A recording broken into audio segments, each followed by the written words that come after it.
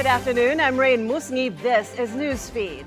President Bongbong Marcos is set to sign the 6.35 trillion peso national budget for next year on December 30th.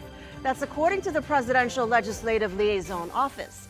Marcos was originally slated to sign the expenditure program last December 20th, but decided to hold it off for further review.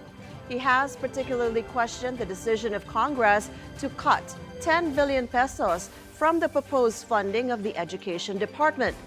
The president said he would find ways to restore the funds. Meanwhile, he earlier defended the move to provide no subsidy for PhilHealth, saying the embattled state insurer has enough reserve funds. The International Monetary Fund suggests the Bangko Sentral ng Pilipinas or BSP could slowly decrease the interest rate and shift to a neutral monetary stance. The IMF says doing so is appropriate, though it also warns of risks from supply shocks. The agency emphasizes the importance of a data-dependent approach and careful communication around policy setting to manage expectation amid uncertainty on inflation and U.S. monetary policy path. Last week, the BSP slashed interest rates by 25 basis points, its third such reduction this year. It signaled fewer rate cuts next year. The government set a higher revenue collection target for the Bureau of Internal Revenue and Bureau of Customs next year. From the target 2.85 trillion pesos this year, the BIR has been tasked to collect 3.2 trillion pesos, while the BOC needs to collect 1.06 trillion pesos for 2025. Finance Secretary Ralph Recto admits this will be challenging, but officials are banking on increased collection efficiency and the passage of several tax measures to reach the target goals.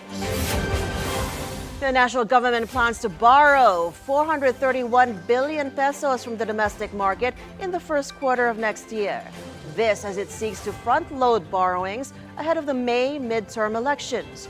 The Bureau of Treasury says it seeks to raise 66 billion from the issuance of Treasury bills or T-bills and 365 billion pesos via Treasury bonds or T-bonds in the January to March period. In January alone, the government plans to borrow 147 billion pesos domestically, consisting of 22 billion in T-bills and 125 billion in T-bonds. The fate of Nippon Steel's bid to acquire U.S. Steel is now up to U.S. President Joe Biden.